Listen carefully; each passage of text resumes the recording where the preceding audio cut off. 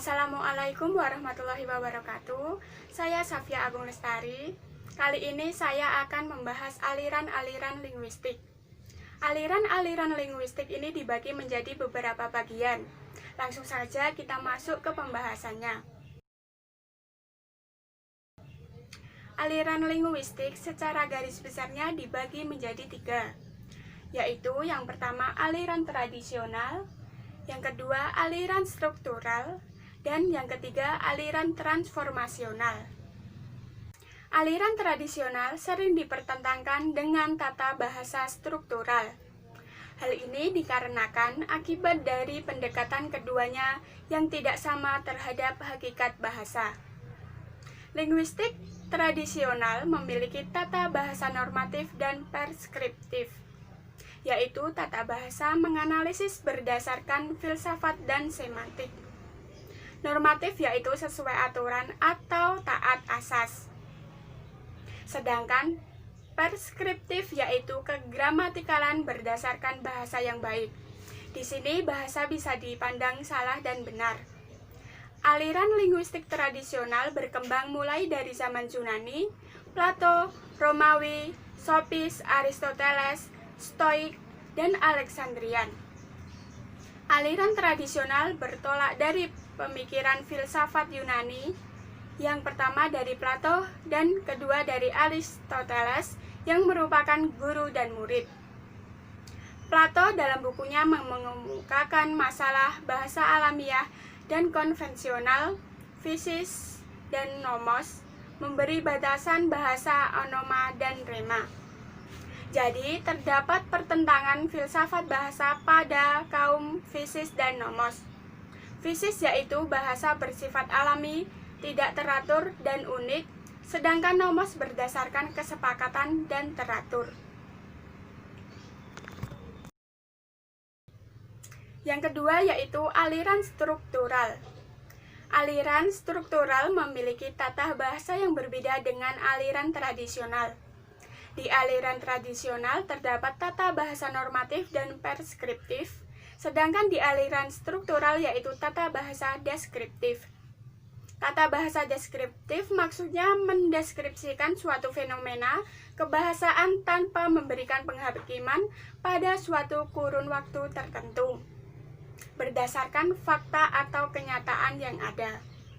Jika pada linguistik tradisional kegramatikalan bahasa berdasarkan aturan, aliran struktural kegramatikalan bahasa berdasarkan keumuman, kebiasaan, berlandaskan paham behavioristik. Behavioristik maksudnya bahasa adalah suatu proses rangsang tangkap. Manusia berujar merupakan tangkap dari rangsang. Tanggap atau respon dapat berupa ujaran atau gerakan. Aliran struktural sendiri dibagi lagi menjadi beberapa pandangan dan tersebar di Eropa, Amerika, dan Australia. Di Eropa sendiri dibagi menjadi 2, yaitu aliran Praha dan aliran London. Pada aliran Praha terdapat tokoh yang berpengaruh, yaitu Ferdinand de Saussure. Pada aliran Praha merupakan aliran yang membahas bahasa secara lebih konkret dan sinkronik, mulai dari fonetik, fonologi, sampai semantik, namun lebih pada ke fonologi. Sehingga pada aliran Praha mengenalkan teori oposisi otonom, yaitu jika membedakan makna maka bisa disebut fonem. Aliran London dikenal dengan fonologi prosodinya. Tokohnya yaitu John Rochford, guru besar Universitas London. Adapun tokoh yang berpengaruh yaitu Malinowski. Banyak hal-hal yang menginspirasi Ford.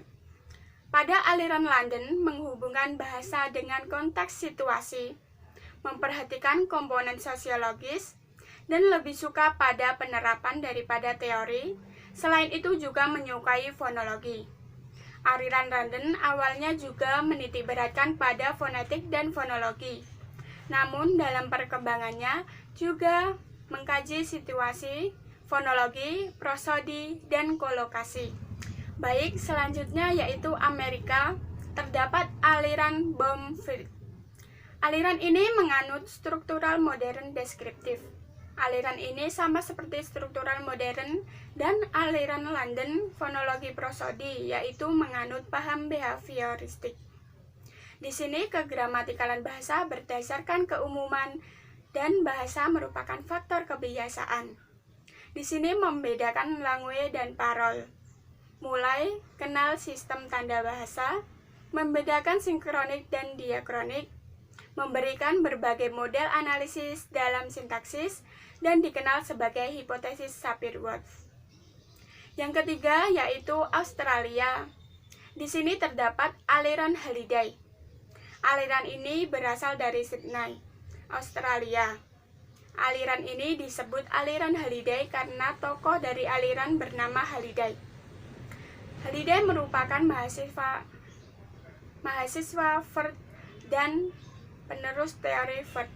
Aliran Halliday terkenal dengan istilah SFL atau Systemic Functional Linguistic, ilmu bahasa yang mengkaji pemilihan bentuk bahasa pada konteks penggunaannya.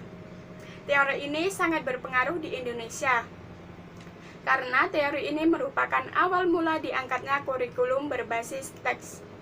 Seperti yang disampaikan Ford, aliran ini memperhatikan aspek kebahasaan atau bahasa sebagai fenomena sosial, mengakui pentingnya langue dan parol. Selanjutnya yaitu aliran transformasional. Di aliran ini ada teori generatif transformatif. Aliran transformasional dikenalkan oleh Avram Noam Chomsky. Tahun 1959, Chomsky menulis artikel berjudul Review of Skinner's Verbal Behavior untuk menyerang teori behaviorisme, strukturalisme, dan komunikasi. Chomsky dengan keras menentang teori pembiasaan operan dalam pemerolehan bahasa sebagaimana dikemukakan oleh Skinner. Sehingga pada aliran ini berdasarkan pada paham mentalik. Proses bahasa bukan sekedar proses stimulus respon, tetapi lebih pada proses kejiwaan dalam diri penutur sendiri. Teori ini digolongkan dalam kelompok teori kognitif karena menekankan pada otak sebagai landasan dalam proses berbahasa. Di sini bahasa merupakan innate atau bawaan lahir. Bahasa bersifat kreatif dan taat kaidah. Walaupun tidak umum, tetapi kaidahnya benar, maka itu gramatikal.